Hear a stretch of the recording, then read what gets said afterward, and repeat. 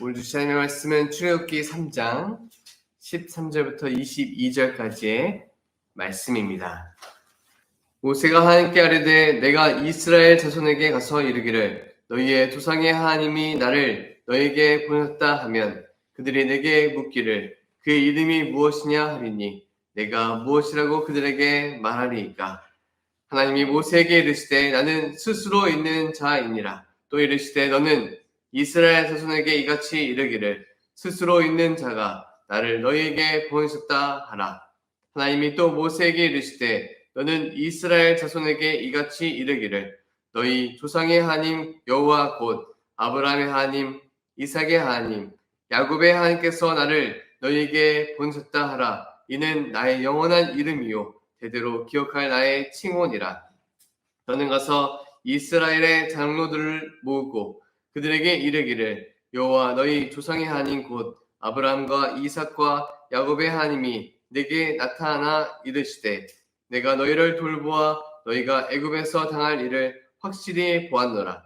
내가 말할거니와 내가 너희를 애굽의 고난 중에서 인도하여 내어 적과 꿀이 흐르는 땅 곧 가나안 족속 헷 족속 아모리 족속 브리스 족속 히위 족속 여부스 족속의 땅으로 올라가게 하리라 하셨다 하면 그들이 내 말을 들으리니 너는 그들의 장로들과 함께 애굽 왕에게 이르기를 히브리 사람의 하나님 여호와께서 우리에게 임하셨은즉 우리가 우리 하나님 여호와께 제사를 드리려 하오니 사흘기쯤 광야로 가도록 허락하소서 하라. 내가 아노니 강한 손으로 치기 전에는 애굽 왕이 너희가 가도록 허락하지 아니하다가 그가 내 손을 들어 애굽 중에 여러 가지 이적으로 그 나라를 친 후에야 그가 너희를 보내리라. 내가 애굽 사람으로 이 백성에게 은혜를 입히게 할지라. 너희가 나갈 때에 빈손으로 가지 아니하리니 여인들은 모두 그 이웃 사람과 및 자기 집에 거류한 여인에게 은폐물과 금폐물과 의복을 구하여 너희의 자녀를 꾸미라. 너희는 애굽 사람들의 물품을 취하리라. 아멘. 그들이 나에게 묻는다면 이란 제목으로 말씀을 나눌 때에 우리 모두가 은혜 받기를 원합니다. 지난 시간에 우리 함께 말씀을 살펴볼 때 하나님께서 사명자를 택하시고 그리고 보내신다라고 말씀을 드렸습니다. 그때 모세는 뭐라고 말합니까? 내가 누구입니까? 이렇게 답변하며 애굽 왕에게 가는 것을 피해 보려고 하였습니다. 모세는 이번에는 이렇게 얘기합니다. 이번에 나를 보내려는 당신은 누구이십니까? 라고 질문하고 있습니다. 여러분, 내가 누구인지 모른다는 것은 나를 창조하신 분이 누구신지 모르는 것과 같습니다. 내가 왜 태어났는가? 내가 왜 존재하는가? 이런 질문은 하나님에 대해서 잘 모르기 때문에 생겨나는 질문입니다. 그래서 하나님께서 누구이신지 잘 모른다면 내가 누군지 모르게 되는 것이고 하나님께서 누구이신지 알게 된다면 내가 누구인지 진정으로 깨닫게 되는 것입니다.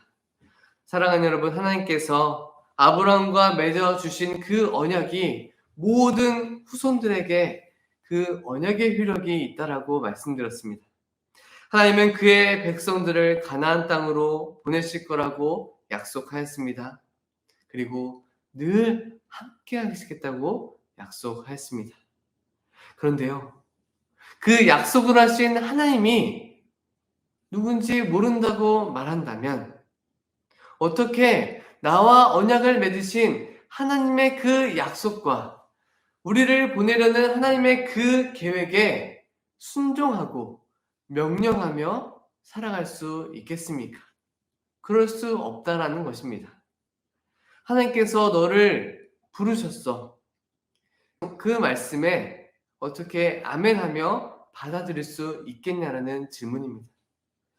우리는 하나님께서 누구이신지 알아야 그의 말씀대로 살아갈 수 있고 하나님께서 누구이신지 알아야 하나님께서 우리와 맺어주신 그 언약의 힘이 얼마나 큰지 깨닫고 신뢰하며 살아갈 수 있는 것입니다. 사랑하는 여러분, 오늘 의심하며 질문하는 모세와 언약을 맺어주시고 명령하고 말씀하시는 하나님과의 대화 속에서 하나님께서는 어떠한 분이신지 우리가 깨닫고 발견하며 풍성한 은혜를 누리시는 저와 여러분들의 삶이 되시기를 축복합니다. 세 가지로 자신을 드러내시는 하나님에 대해서 살펴볼 때에 우리 모두가 은혜 받을 텐데요. 첫 번째는요. 하나님은 누구신가? 스스로 있으신 분입니다. 스스로 계신다. 여러분, 모세가 지금 현실적인 질문을 하고 있어요. 누구나 그런 질문을 했을 것 같습니다. 정말 애굽에 모세를 보냈다면 모세를 만났을 이스라엘 사람들이 이렇게 질문할 거예요. 너를 보낸 그분의 이름이 무엇이냐? 누구냐? 아마 모세도 그 이름이 궁금했을 것 같습니다. 여러분 한번 생각해 보세요. 세상에는 여러 우상들이 있습니다. 다양한 우상들이 있어요. 나라마다 각기 다른 우상들도 존재합니다. 그런데 그 우상의 이름을 누가 지었을까요? 사람이 지었습니다. 자신을 신이라고 주장하지만 그 신의 이름을 사람이 지었다는 거예요. 바알, 아세라, 가나안 땅에 있었던 우상의 이름입니다. 이런 우상들의 이름은 그 우상으로부터 받을 그 어떤 것을 욕망하는 마음 속에서 생겨난 마음으로, 다시 말하면 우상들의 이름은 자신들의 욕망이 담겨있는 이름이라는 것입니다. 농사를 짓는 사람들에게 소원하는 바가 무엇이겠어요? 내가 일하는 이 땅이 대지가 윤택하고 비가 적당히 내리고 햇빛이 잘 쬐어져서 풍요를 꿈꾸는 것이 농부의 마음입니다. 그리고 그 지역을 다스리는 신들의 이름이 또한 그 우상을 섬기는 사람들의 마음속에 반영돼요. 어떠한 신을 바라는가? 그리스 사람들은요, 바다를 다스리는 신을 포세이돈이라고 불렀습니다. 그래서 안전한 항해, 자신들을 보호해달라고 포세이돈에게 제사를 지내고 제물을 바치고 항해를 시작했다고 합니다. 그들의 욕망은 무엇입니까? 소원은 안전한 항해이고 잘 다녀오는 것입니다. 오늘 이 시간 하나님께 질문합니다. 하나님은 누구이십니까? 하나님의 이름은 무엇입니까? 이 질문에 하나님께서는요, 인간의 상상력을 뛰어넘는 답변으로 대답해주고 계십니다. 그 말씀이 14절에 나옵니다. 하나님이 모세에게 이르시되 나는 스스로 있는 자이니라. 또 이르시되 너는 이스라엘 자손에게 이같이 이르기를 스스로 있는 자가 나를 너희에게 보내셨다 하라. 하나님께서 하나님의 이름을 모세를 보낸 분은 누구시냐는 이 질문에 뭐라고 답변하셨어요? 스스로 있는 자. 누가 나의 이름을 지어준 것도 아니고 동상을 세워준 것도 아니고 누가 만들어낸 것도 아닌 스스로 존재하는 분이다라고 말씀합니다. 이 이름의 의미는 지금까지 많은 학자들이 서로 논쟁하고 완벽하게 일치하는 견해가 있지는 않다고 합니다. 왜냐하면 그 이름의 정확한 의미를 알 수가 없기 때문이겠죠. 왜 하나님께서는 이런 이름을 모세에게 가르쳐 주시고 또 우리에게도 가르쳐 주셨을까요? 다시 생각해 보면요. 인간의 손에 의해 인간의 그 입술로 지어낸 이름이 아니라 인간에 의해서 만들어진 다른 우상과는 완전히 다른 스스로 존재하며 이 세상을 만드신 분이라는 것을 밝히는 거예요. 인간이 만든 다른 우상과는 다르다. 나는 스스로 존재한다. 그러니 나는 유일하다. 단 한 분이다라는 거예요.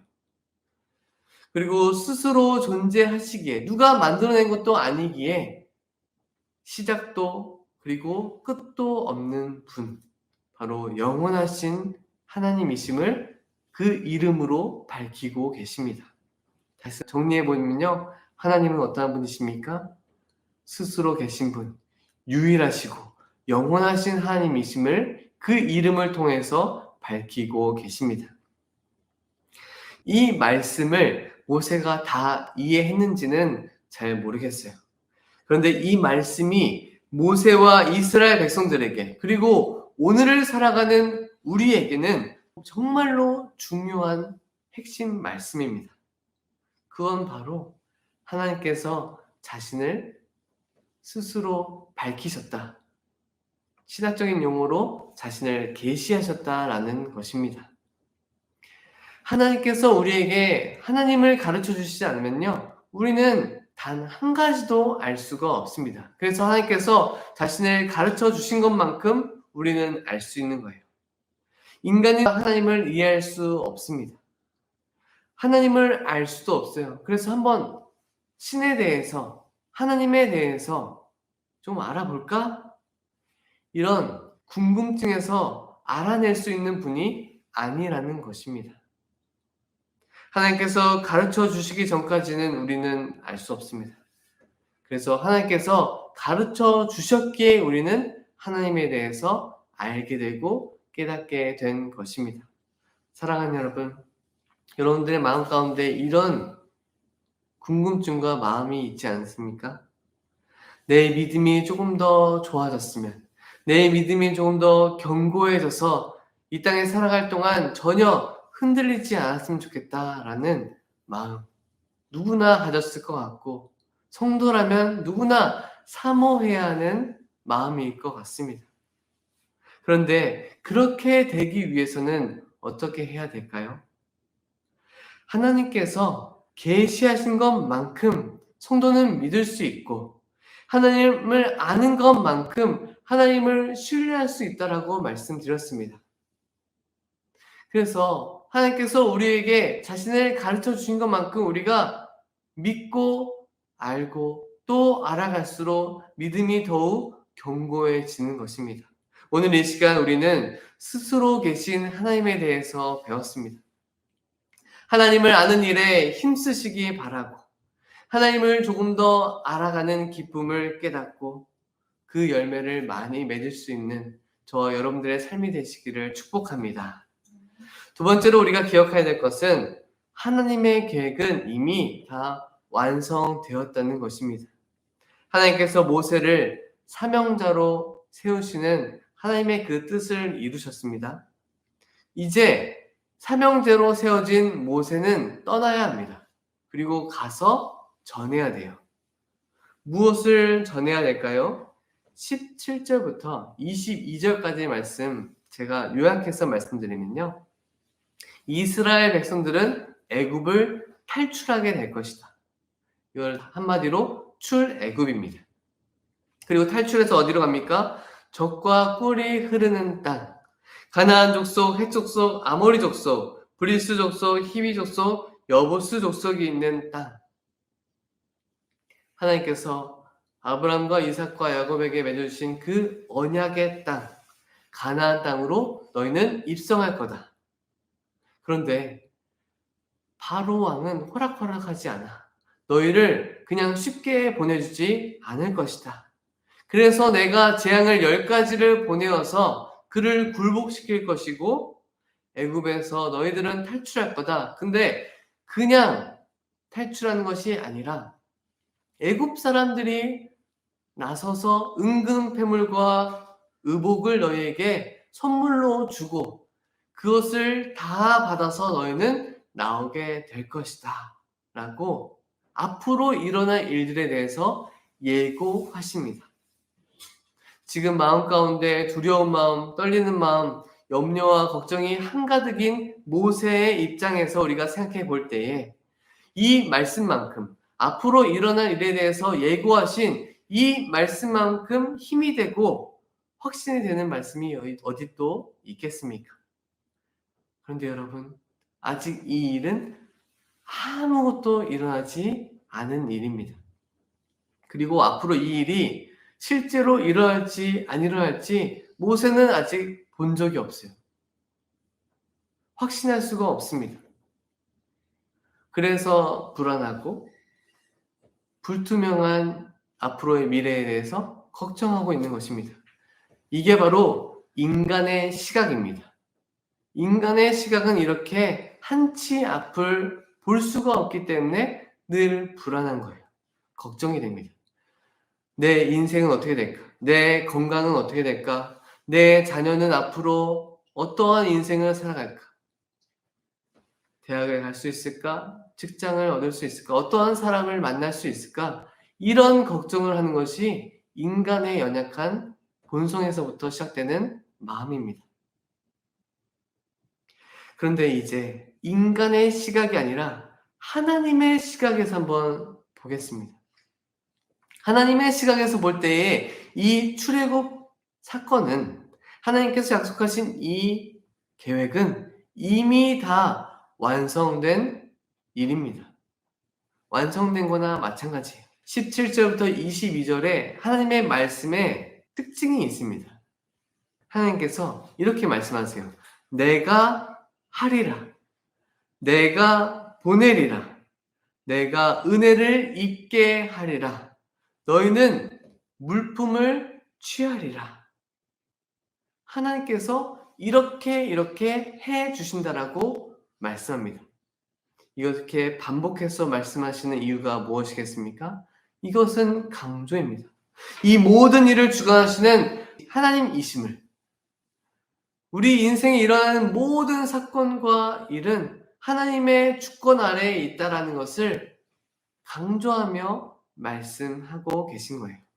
그래서 바로 왕에게 찾아가고 이스라엘 백성들을 데리고 나오는 일, 분명 앞장서서 나서는 인물은 모세이지만 그 모든 일을 완성시키시는 분은 하나님이시다.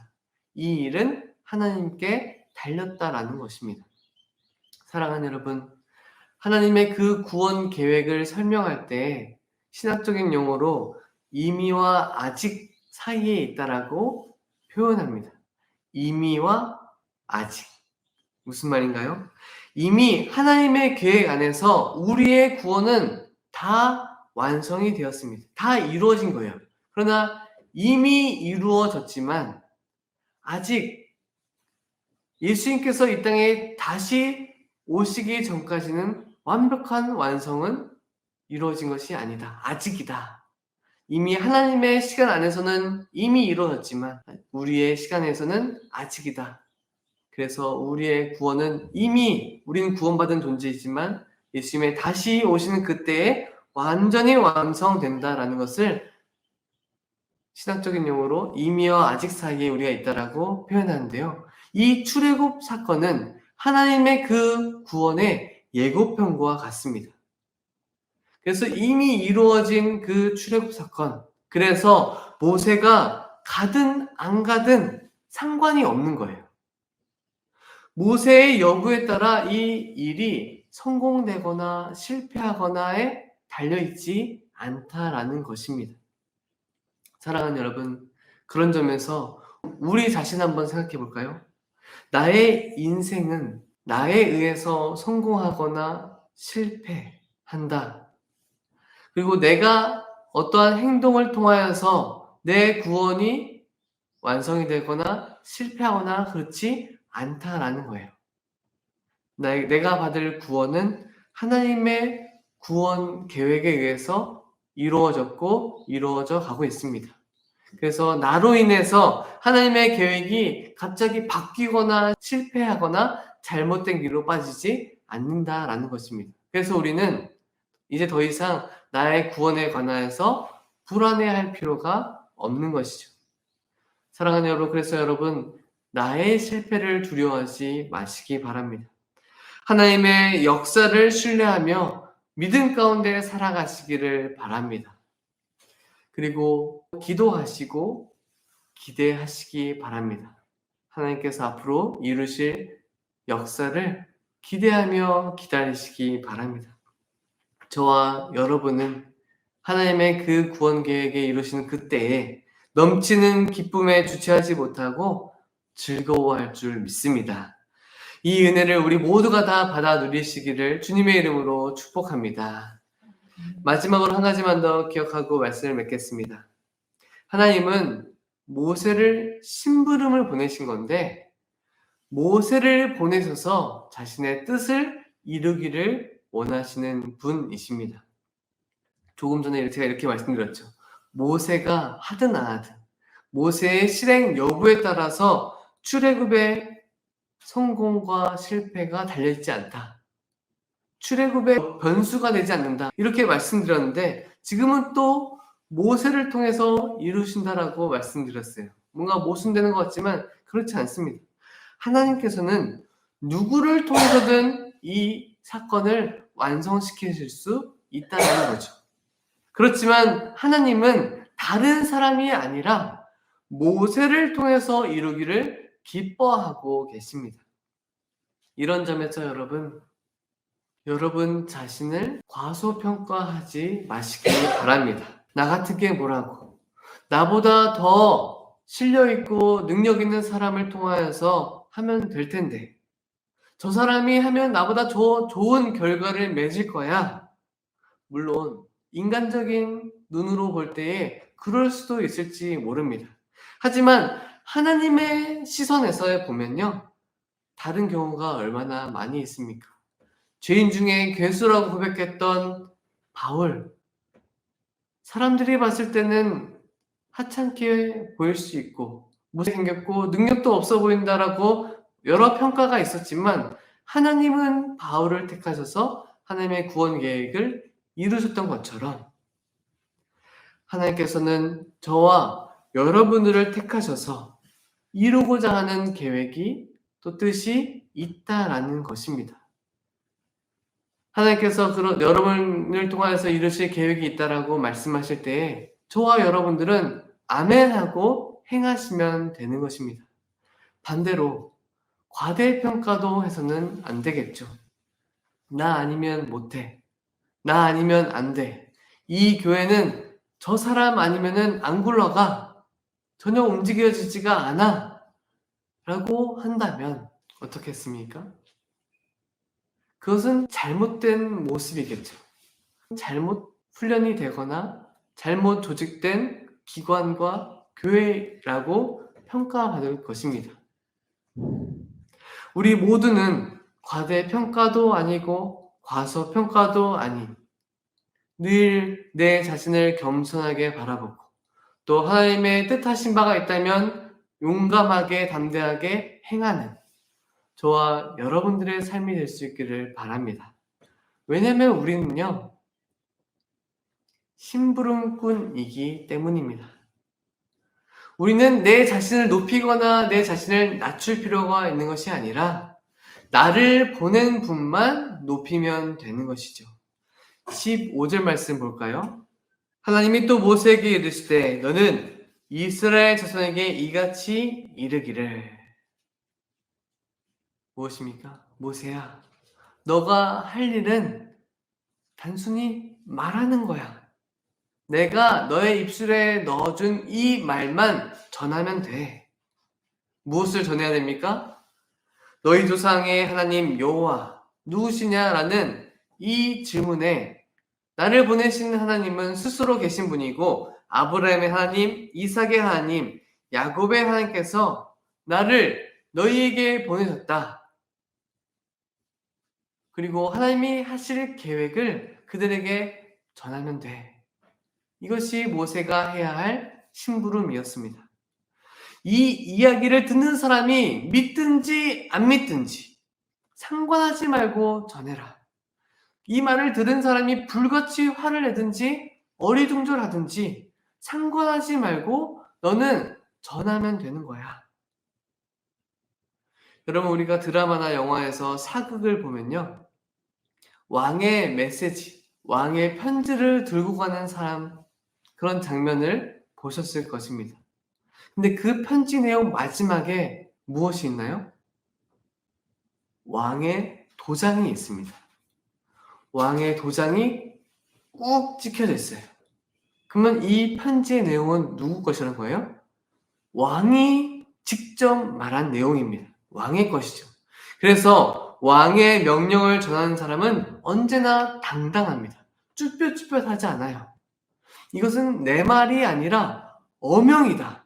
그 왕의 명령이다 라고 전하기 때문에 언제나 당당합니다. 그래서 왕의 어명을 전하는 사람은 이 편지를 받는 사람이 누구든 상관없습니다. 그리고 그 사람이 어떻게 반응하든 상관하지 않습니다. 왕의 명령이 전해지는 것이 제일 우선이기 때문에 그렇습니다. 그래서 하나님께서 모세를 보내실 때 바라셨던 것은 단 한 가지, 왕의 명령이 전해지는 것입니다. 그리고 모세가 당당해지기를 바라셨습니다.